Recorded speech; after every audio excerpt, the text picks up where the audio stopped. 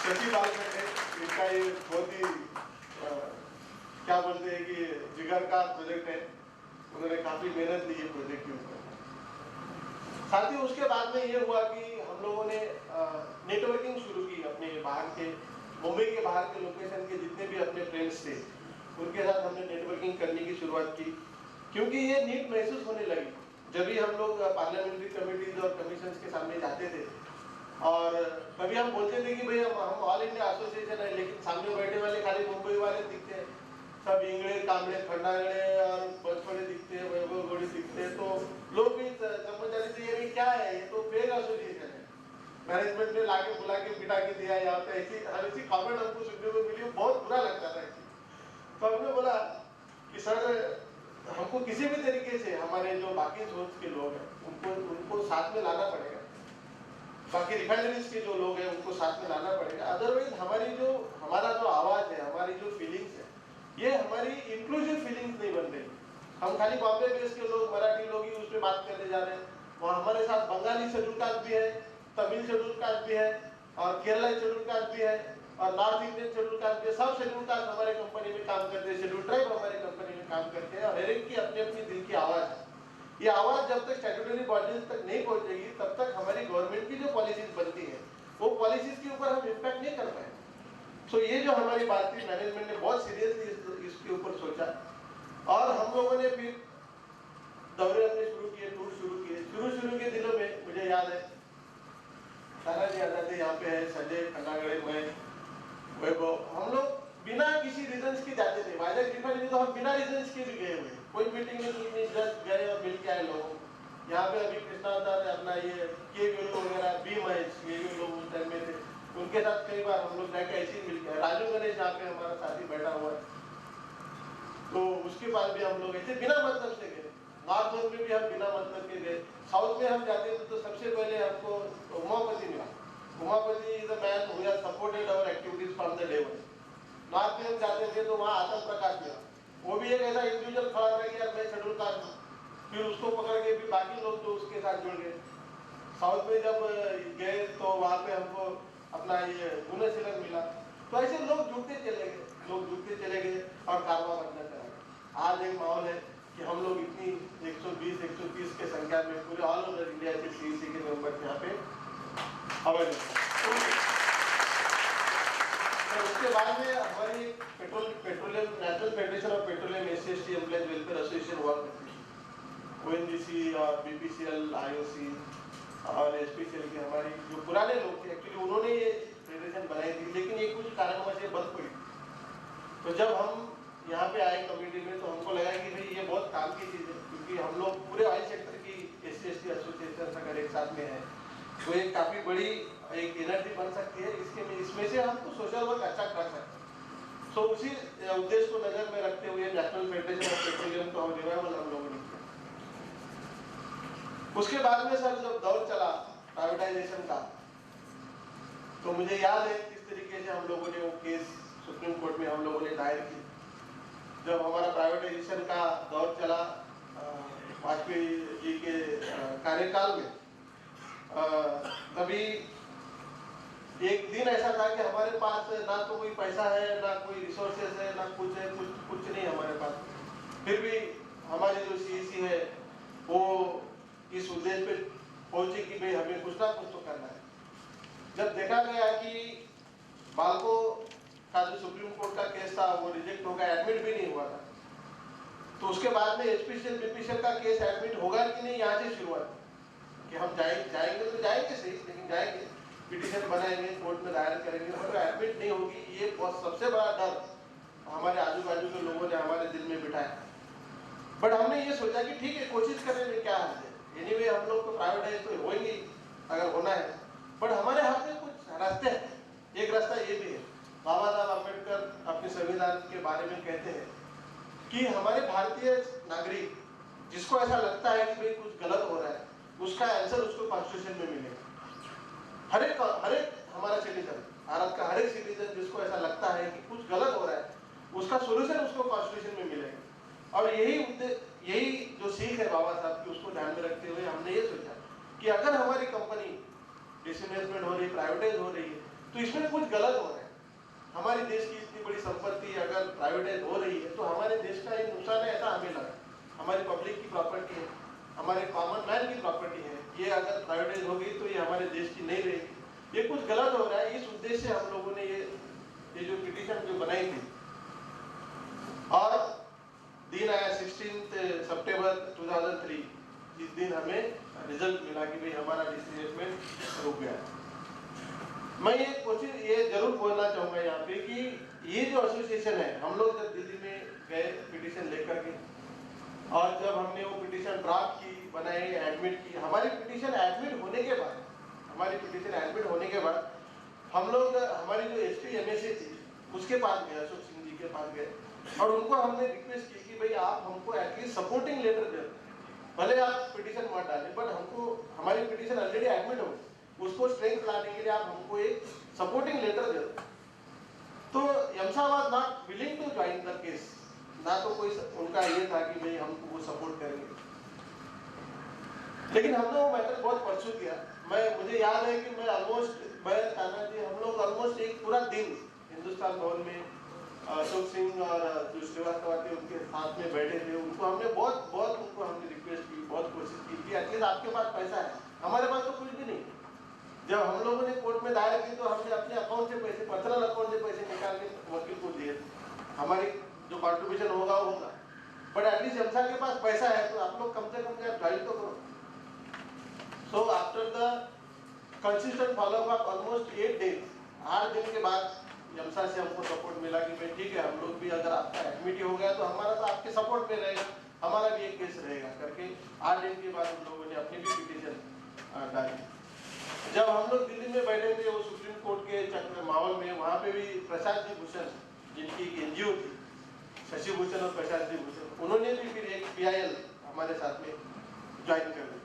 सो ऐसी 3 PIL supreme court के अंदर गई, और उसके ऊपर काफी घमासान कोर्ट में हमने देखा किस तरीके से दलीलें होती है, किस तरीके से जज साहब है किस तरीके से डिसीजन लेते हैं। काफी अच्छा एक्सपीरियंस हमारे लाइफ का हो रहा। उसमें बहुत सारे हम लोगों को तकलीफें हुई, बहुत सारे क्या बोलते हैं हर्डल्स आए, बहुत सारे चीजें ऐसी। एक मौका तो ऐसा आया था, कुछ एक ग्रुप हमें ऐसा मिला था कि हम आपको पैसा देते हैं, आप एसपीएल खरीदी करो, ब्लैंक चेक, कितने करोड़ डालो, आप एसपीएल खरीदी करो, हमें खाली प्रॉफिट का 10% हिस्सा दे दो। सो ये भी बातें चली। तभी हम लोगों को ये सब पता नहीं था, एक्चुअली पता ही नहीं था क्या होता है, ये कंपनी क्या होती है, उसकी ओनरशिप क्या होती है।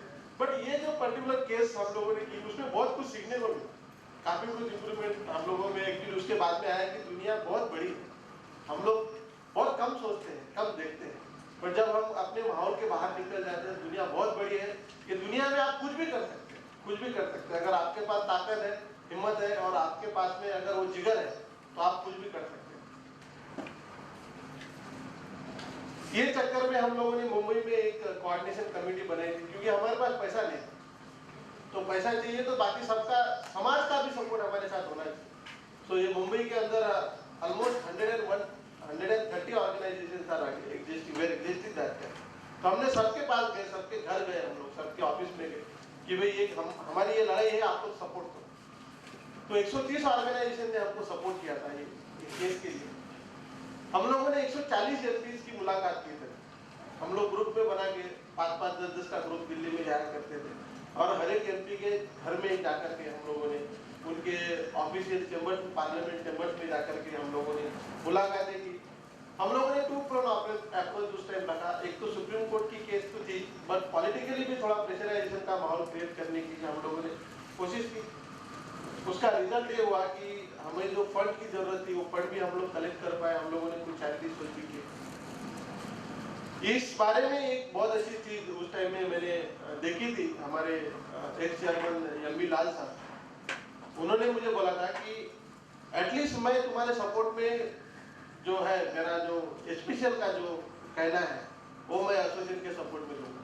और जहाँ तक मुझे याद है, president CFD approval was taken that कि whatever the petition was given by SC/ST association that was supported by CFD, और वो भी जो जवाब है हमारे मिनिस्ट्री के थ्रू दिया गया था, ऐसा मुझे याद है। और हमारे मैनेजमेंट ने हमको उस टाइम में ये सपोर्ट किया कि भाई दिल्ली में जब भी हम लोग को जाना पड़ता था, कुछ एक कोर्ट की केसेस होती थी या कुछ भी होता था, तो हम लोगों को कभी काफी सपोर्ट मिला कि भाई आप ऑफिशियली जाओ, अपने गेस्ट हाउस में रहो, जो गोल्डलिंग रोड का अपना गेस्ट हाउस है वो भी हमको मिलता था हमेशा। खाली 2-3 बार ऐसा हो गया कि जो हमको मिला नहीं, कुछ ऑक्यूपेंट था, तो हम लोग इधर वो बसंत विहार के बुद्ध विहार में भी रुके कुछ टाइम। तो ये सब सिलसिला कभी हुआ।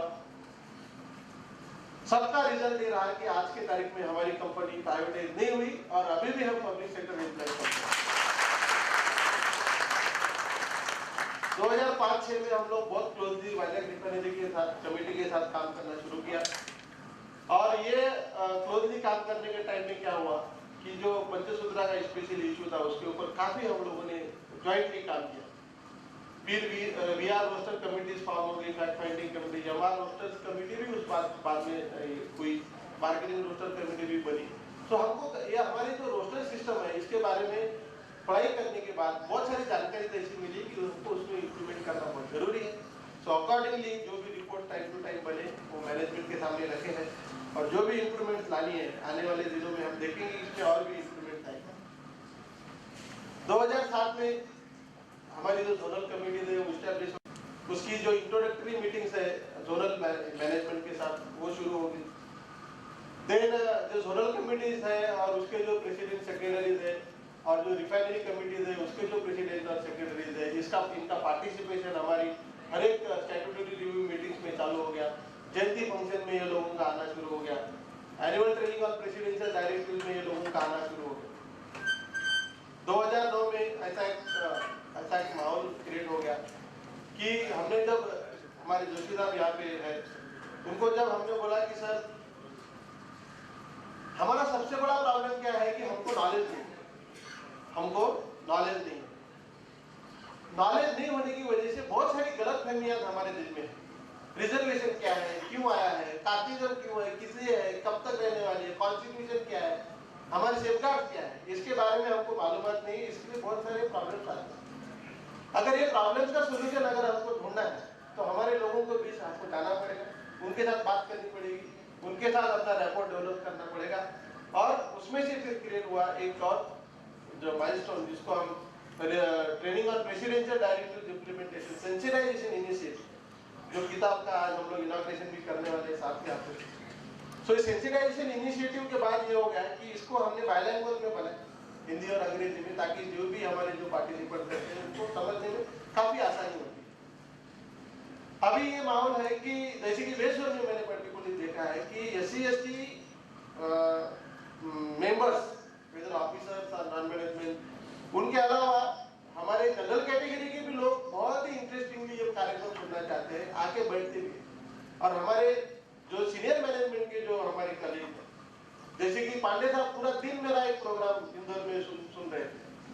अभी मैं इधर गया था अपने भुवनेश्वर में, वहीं पे भी एक साहब हमारे जो है वो बहुत देर तक हमारा प्रोग्राम सुन रहे थे।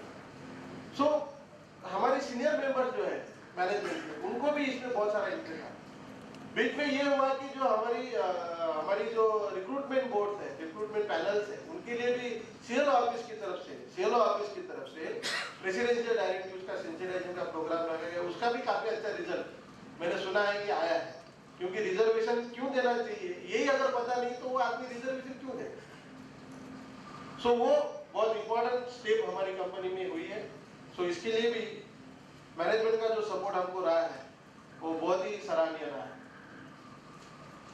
ये जो पर्टिकुलर प्रोग्राम हम करने जा रहे हैं, एक्सेल रेट टू एक्सेल, ये इसकी नीड हमको फील हुई जब भी हम लोग ये प्रेसिडेंशियल डायरेक्टिव सेंसिटाइजेशन इनिशिएटिव्स का जो प्रोग्राम 2 दिन का ट्रेनिंग कोर्स हम लोग लेना शुरू किए। देखा ये गया है कि हम लोग जो है स्पेशली जो ऑफिस बेयरर्स है, इनकी जिंदगी कुछ 3 डायमेंशनल होती है। 3 डायमेंशनल जिंदगी है। क्या क्या डायमेंशन हमारी जिंदगी की? एक हमारी जिंदगी का सोशल डायमेंशन है, हमारे लाइफ का एक सोशल डायमेंशन है, एक हमारा फैमिली डायमेंशन है और एक डायमेंशन जो है वो हमारी responsibility roles in the company, जहाँ जो हमारी रोजी रोटी। तो ये 3 डायरेक्शन में हम लोगों को काम करना पड़ता है। कंपनी के लिए भी उतना ही एक्सेलेंटली काम करना पड़ता है, फैमिली के लिए भी उतना ही एक्सेलेंटली काम करना पड़ता है, सोसाइटी भी उतना एक्सपेक्ट करती है कि भाई ये लोग हिंदुस्तान पेट्रोलियम में काम करते हैं, ये एसोसिएशन में काम करते हैं, इन लोगों को नॉलेज है, तो सोसाइटी भी हमसे उतना ही एक्सेलेंटली आउटपुट का ये करती है, एक्सपेक्टेशन करती है। सो ये जो 3 चीजें हैं, ये 3 चीजों के बारे में हम लोग, हमारी जो परफॉर्मेंस है while performing duties and responsibilities of the association, हमारा विजन क्या होना चाहिए, हमारा ऑब्जेक्टिव क्या होना चाहिए, हमारे चैलेंजेस क्या है, रोल क्लैरिटी क्या है, वे फॉरवर्ड क्या है, ये सब बातें जो है, ये सब बातें हम लोगों को पता होना बहुत जरूरी है। इसके लिए मैनेजमेंट ने जो सपोर्ट दिया कि भाई ठीक है, तुम ये लोग करो, ये करो तुम, क्योंकि ultimately what we are living for the happiness. और हैप्पीनेस किस में से आती है? जहाँ पे नॉलेज रहता है। और नॉलेज कहाँ से आता है? जब एक आदमी दूसरे के साथ में शेयर करता है, वहाँ से नॉलेज आता है। तो शेयरिंग के बाद आने वाला नॉलेज हमारे विजन में कन्वर्ट होगा। उसके बाद में जो भी चीज़ें, ऑब्जेक्टिव, चैलेंजेस, इसमें से हम लोगों को जो क्लैरिटी आएगी वो हमारी हैप्पीनेस में कन्वर्ट होने वाली है। फर्स्ट ऑफ इट्स काइंड ऐसी कॉन्फ्रेंस होने जा रही है। जहाँ तक मेरा नॉलेज है, हमारे भारत भर में जितनी भी पब्लिक सेक्टर है, एसोसिएशन है, कहीं भी ऐसी कोई कॉन्फ्रेंस नहीं हुई है, कहीं भी नहीं हुई। यहाँ पे पूरी कमिटीज और मैनेजमेंट साथ में मिलकर के कुछ विजन बना रहे हैं, कुछ स्ट्रेटेजीज बना रहे हैं कि भाई how to improve our life, excellence किस तरीके से करना है। जो मीटिंगें होती है, जो मैंने देखा है आउटसाइड की ऑर्गेनाइजेशन में, एक तो फायरिंग वाली होती है, या झगड़े वाली होती है, या इशू वाली होती है। हमारा रोस्टर नहीं भरा, हमको प्रमोशन नहीं मिला, हमारा ये हो गया, हमारा वो हो गया। यही बातों के ऊपर बाहर की लोग, जो मैंने देखा, कई लोगों ने काफी अच्छी अगर देखी होगी तो मुझे माफ करना, लेकिन मेरे नॉलेज के हिसाब से हमारे पूरे देश, भारत देश में ये पहली ऐसी कॉन्फ्रेंस है एम्प्लॉयज लोगों की, SC ST पर्टिकुलरली, जहाँ पे स्ट्रेटेजी बनाई जाए, हमारा विजन क्रिएट हो for betterment and happiness of our 3 dimensional improvement. हम लोग देख रहे हैं यहाँ पे प्रेजेंस है, टॉप मैनेजमेंट का इन्वॉल्वमेंट भी है काफी अच्छी तरीके से। 3D ऑब्जेक्टिव हमारे कॉन्फ्रेंस का रहेगा।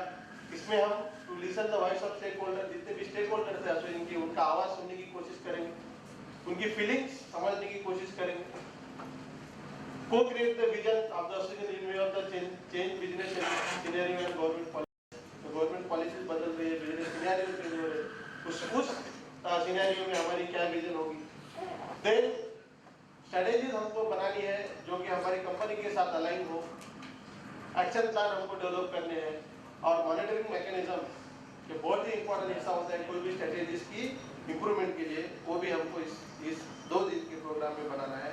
Action plan, monitoring mechanism. इसके साथ साथ हम लोगों ने देखा कि हमारी संगठन में ऐसे कुछ लोग जो हमारी ड्यूटी, कंपनी की ड्यूटी, अपनी पर्सनल लाइफ और अपनी सोशल लाइफ को काफी अच्छी तरीके से बैलेंस करके काफी अच्छा रिजल्ट्स दे are really contributing toward the betterment of the society, not only society, their families and our corporation, so they are doing very excellent. तो ऐसे जो लोग हैं, जो एसोसिएशन के ऑफिस बेयरर्स है, हर एक जोन से हम लोगों ने बहुत ही इसके ऊपर धमाधम हम लोगों की इसी में युद्ध चला कि भाई किसको देना है, किसको नहीं देना है। और काफी करने के बाद हम लोगों ने कुछ ऐसे रत्न चुने हैं कि जो रियली डिजर्विंग है ये अवार्ड के लिए, उनको अवार्ड भी हम ये फंक्शन में देने वाले हैं।